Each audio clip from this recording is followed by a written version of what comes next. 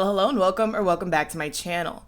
So in today's video, I want to have a chat about the monoculture. This idea that, oh, we're all listening to our own music, none of us have the same interests anymore, we're just all in our own little internet bubbles thanks to social media, and because of that, the monoculture is no more. And I thought a fun way to get into this topic would be to play a little game. So in a second, and if you're not a gamer girl, if you don't like the games, you can skip to this timestamp right here and just get into the video essay and the discussion. But if you want to play a game, here is how it goes. There are going to be some things on the screen. I'm vaguely saying things because they might be songs, they might be movies, they might be people, they might be concepts. And I just want you to ask yourself, have I come across this before? Have I seen it? Have I spoken about it? Have I watched it? Do I know what this is? And it's just a little yes or no. You can play by yourself, but I would also be eager to know your score in the comments if you want to put it below. There are going to be 10 examples, I believe. So let's go ahead and play a game. Up first, we have the Barbie movie from 2023.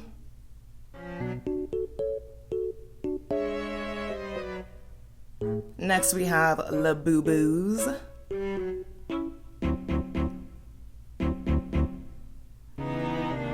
Next is Miley Cyrus's Flowers. I can buy myself flowers. Next is Will Smith slapping Chris Rock at the Oscars in 2022. Wicked Movies Parts 1 and 2.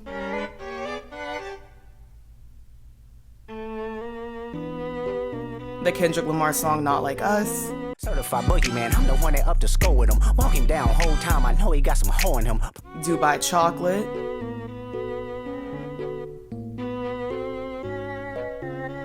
The Astronomer CEO mid-affair at the Coldplay concert.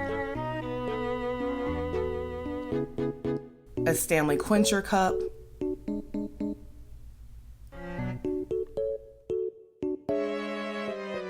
And Karens, the idea of being a Karen, Karenism, Karens in general.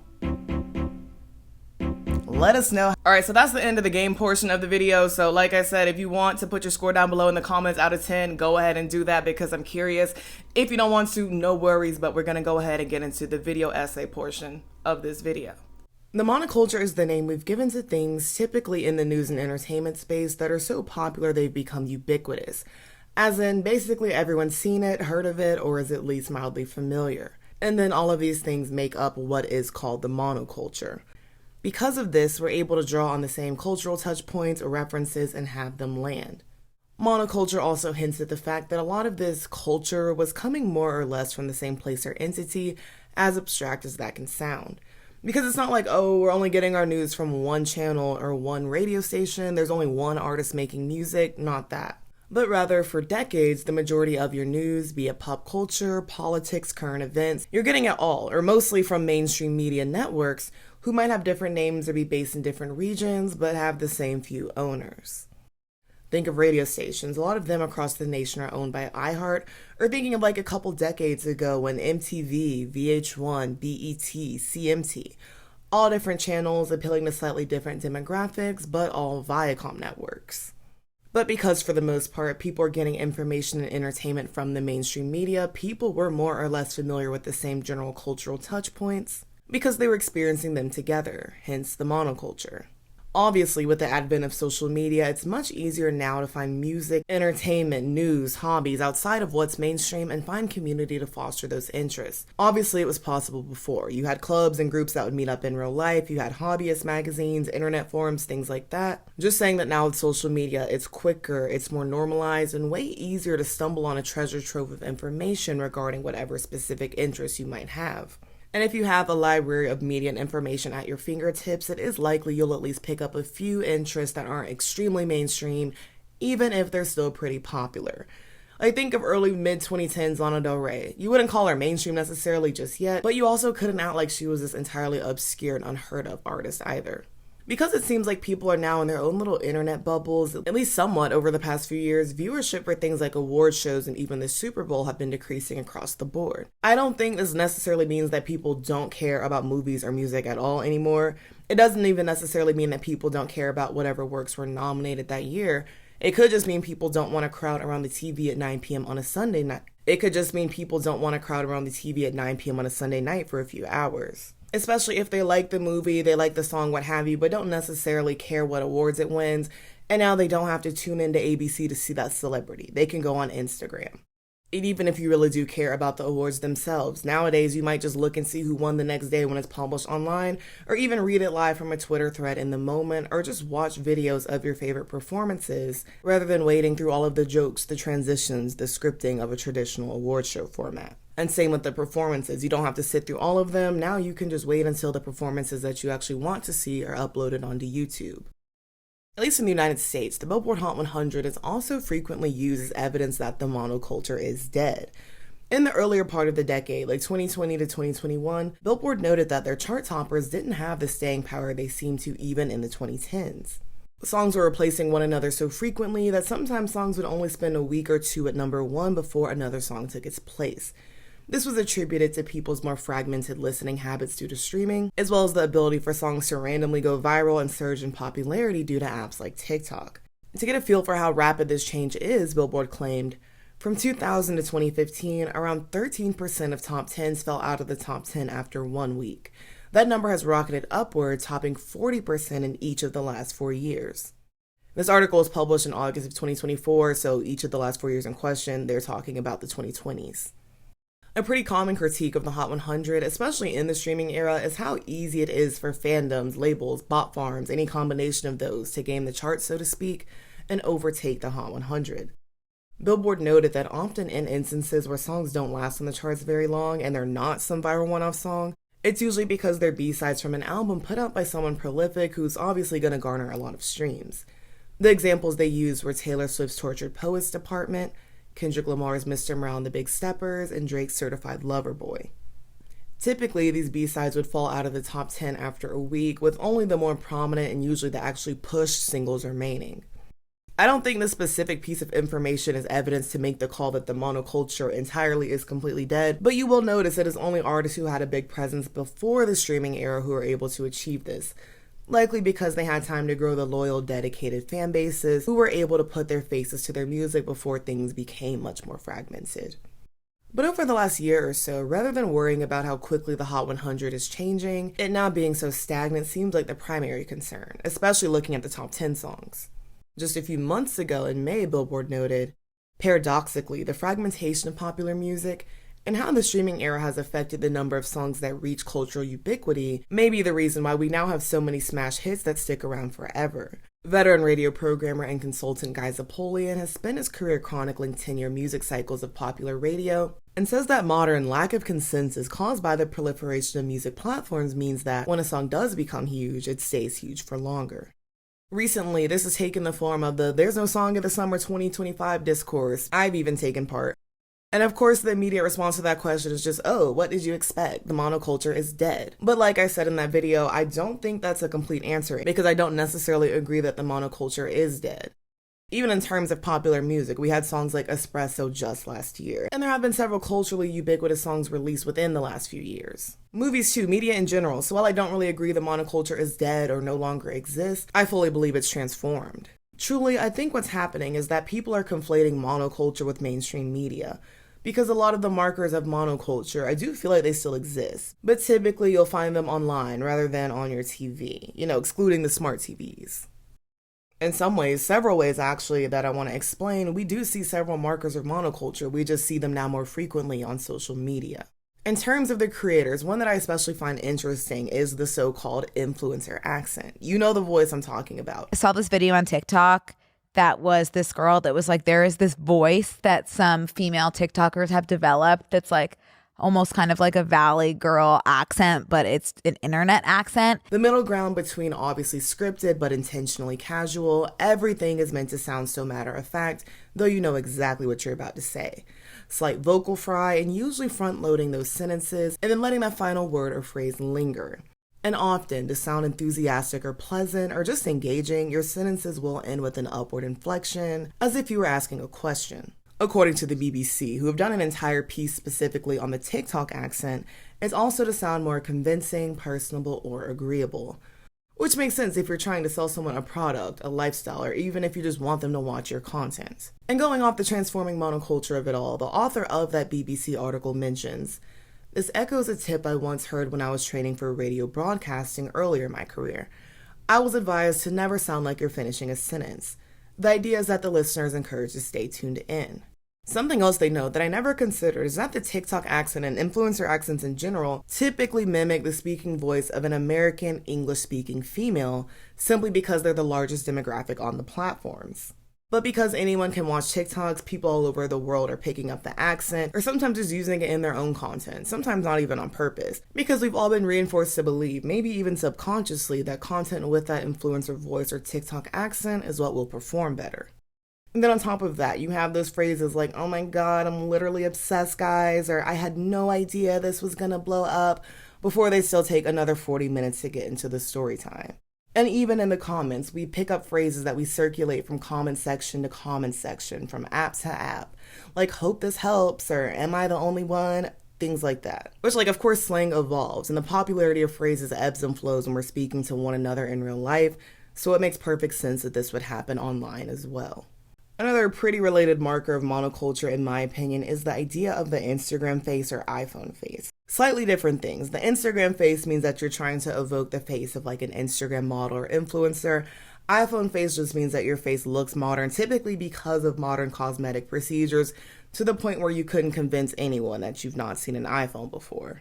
And both, but more so the Instagram face, refers to several influencers, of course, having similar lip fillers, fox eye treatments, rhinoplasties, blephs, buccal fat removal, all the things. Essentially the work that people are getting done to emulate that Kardashian-inspired Insta-baddie look. To the point where people are now saying, I'm sure you've heard it, I miss when people didn't all have the same face, or I miss when people had their own faces or looked unique, which is something that we as humans probably never thought that we would say.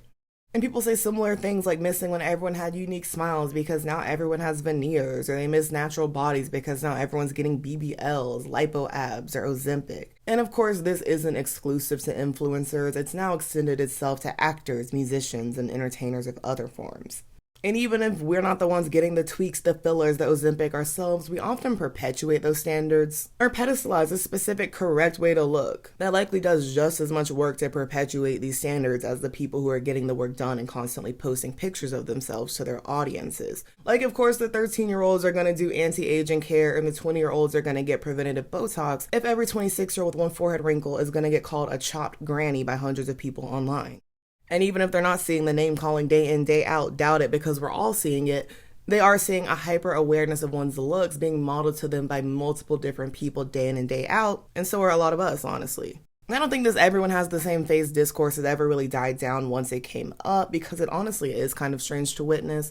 But I've seen even more people talking about it recently because of Love Island, to the point where people were genuinely questioning whether having work done was a requirement to be cast. And the answer is probably not officially, but they are clearly going for a specific look that is usually achieved by having had some work done. It could also be the case that those, especially speaking about the women, are the contestants who are more likely to audition for the show, so in turn are the ones who are overwhelmingly cast. But that in itself could be the case if you would think that you don't stand a chance of getting cast without the lip filler, the lash extensions, or whatever beauty trend or augmentation. And the popularity of Love Island in general, especially these past few weeks, it seems like, it's had me feeling very out of the loop. But it's also had me thinking, wow, when is the last time I felt like that? There are tons of shows, movies that I don't watch, I've never seen, but it didn't feel like, oh my goodness, everyone but me is watching or participating in this thing. And not even in a bad way, because if I wanted to watch Love Island, I could have watched Love Island, but it was also like, oh, it's kind of cute. The whole world seems like they're watching something together again, even if it's antics. And I would say the decrease in water cooler TV is another genuine shift in the monoculture. Water cooler shows are basically something so common, so basic, or just so popular that you can chat with your coworker at the water cooler about it. Make small talk, and it's pretty safe to assume that they've seen it. Part of me is convinced Game of Thrones ending so awfully partly killed water cooler TV, but in general there are other more tangible reasons, like shows having less episodes, in turn shorter seasons, so less episodes to catch or chat about. We're oversaturated with content due to streaming. People feel less inclined to get into new shows because they either get canceled after one season or you've got to wait 2 to 3 years for the next one. And also, when people like a show, it's just less often that they're going to catch all of the episodes the night that they air because they know that they can stream them later, typically binge them all in one go when it's convenient for them. And you would think an abundance of shows and movies coming out means that we're seeing new faces and hearing new stories every day, potentially more than we'd be able to count. But we all know that's not exactly what's happening though, especially when you consider major studio releases. The first time I heard the "do you want to see a Pedro Pascal movie" meme, I wasn't looking at my phone, and I think it was included in another creator's YouTube video, so I assumed it was a joke. You guys come to AMC theaters, what movie you want to see? You want to see a Pedro Pascal movie? You want to see a Pedro Pascal movie? Or do you want to see a Pedro Pascal movie? Which Pedro Pascal movie do you want to see? Not someone in the theater actually showing that Pedro Pascal's face is like on all the movie posters. But Pedro Pascal aside, I've seen people say the same things about Timothée Chalamet or Glenn Powell, Florence Pugh, Zendaya, Tom Holland. Clearly not hurting for examples, which is kind of proving my point. But I've seen several people be like, oh, I'm tired of seeing the same 3 people in every single major movie. And obviously, a group of actors being hot at the moment and cast and everything is not new. But I do think that people are realizing in some ways and are also a little bit upset with the fact that social media hasn't been this great monoculture destroyer, the great democratizer that a lot of people maybe thought that it would be. I'm not saying that it doesn't have the power to do that. I'm also not saying that we can't point at people who had a career thanks to social media that they likely would not have had otherwise. But what I am saying is that I do think it was a bit ambitious to think, oh, because Twitter and TikTok and Instagram Reels exist now, we'll prop up the underdog, we'll prop up those newer faces. And yeah, some of us absolutely do, but quite a few people, they'll say that they're tired of seeing the same people, they're tired of hearing the same trash songs, but do absolutely no work to seek out those movies that have those new faces, to listen to those songs that only have 200 or 300 streams. But they will use their same social media account to continue talking about Pedro Pascal or Zendaya or Glenn Powell. So truly, I think if you wanted to find more interesting things, you were going to use social media to facilitate that. And if that was never your vibe and you just wanted to complain, you're going to use social media as a tool to facilitate that. Like more so, I think social media is just a magnifying glass to sort of emphasize the ways that we already behave as humans. And I also feel like this is a case of multiple things being true, of course, because it's not solely TikTok or Twitter's fault that Pedro Pascal is in a bunch of movies. I'm also sure that it's got quite a bit to do with these movie studios, record labels, companies of the like being so risk averse that they would rather cast, hire, sign the person who's got more name recognition and comes with an audience rather than take a gamble and give someone that big break, even if maybe they were better suited to the role. Something else that I was thinking about while making this video is the role that globalization, in a sense, just expansion in general, plays in the monoculture.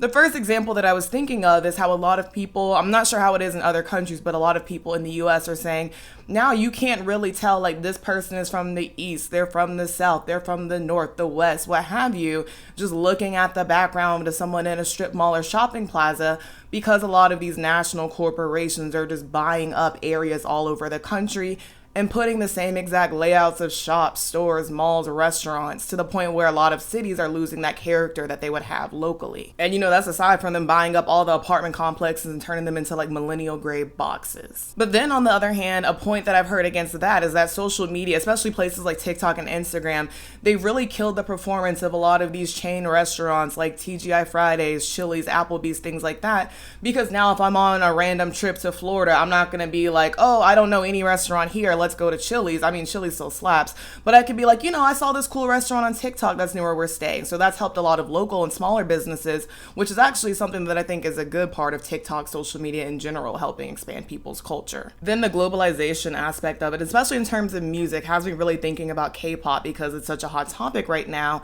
and how a lot of people say like, oh, I wish the West hadn't gotten so interested in K-pop or just the rest of the world in general, because a lot of it does end up catering to more general audiences, which unfortunately does typically result in catering to more Western tastes. So a lot of the quirkiness, the cuteness, the music videos just being a bunch of really cool, colorful, visually stimulating shots, and maybe there's not a story, but it still fits the vibe, the essence of the song, just a different approach. Most of the groups, especially the girl groups who want to promote globally, they're either what, Y2K girly, girl crush, or futuristic baddie, just limiting the aesthetics. So then you have quite a few people saying, well, a lot of the things that made me love K-pop, that drew me to it initially, a lot of those things don't exist anymore or don't exist in the frequency that they used to. And then of course another aspect to this is now that it's super common, very common actually, to hear songs that are completely in English. Which I'm not saying, oh, it's a bad thing that the songs are in English now, because now I can understand them. Low-key it kind of is, because sometimes I'm like, wow, and I realize some of these lyrics are kind of trash, kind of silly. But more so when this globalization happens, and because of social media, the internet, and how we're just all connected to each other all around the world,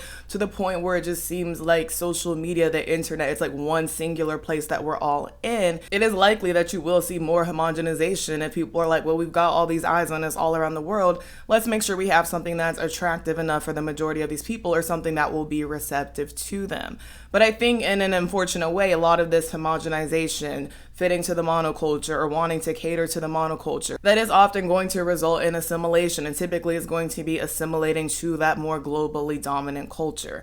Like, we're not going to see Tate McRae on Music Bank, even though we are going to see, like, Twice, for example, just at Lollapalooza. And I've said this before, I don't at all think it's a bad thing. I actually think it's a good thing for people to listen to music from other cultures, other languages, but then the other languages aspect of it can become difficult if they start to assimilate and, you know, give that music in English instead. But hopefully for a lot of people, that would just make it a gateway to check out that artist or that group's older stuff, or their non-English or non-Western, non-globally focused work. So I say all this to say that I don't necessarily feel comfortable saying that the monoculture is dead, because I don't think it is.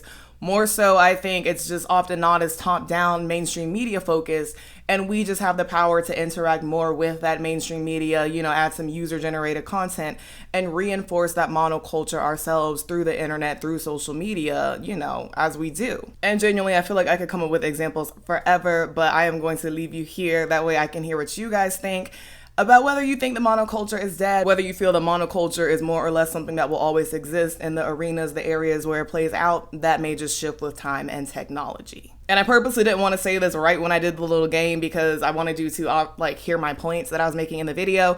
But my assumption was that if you had not heard of, or if you weren't familiar with all of those things, I would assume that most of you guys fell within at least like the 7 out of 10 range. So again, if you want to tell us like what you score down below, definitely do. That way we can chat about it. And also I would be eager to know if you have any other examples of things that you're like, no, monoculture still exists. I know y'all have all heard of this, know what this is, because I could think of so many. But let me stop. Thoughts, opinions, comments, all that good stuff down below. That way we can chat as we always do. As always, thank you so very much for watching. Be sure to like, comment, and subscribe so that you can stick around for more. Also, if you'd like to become a channel member and get early access to videos, the link is in the description. And again, thank you so very much for watching. I love you all so very much, and we'll see you so very soon. Bye-bye.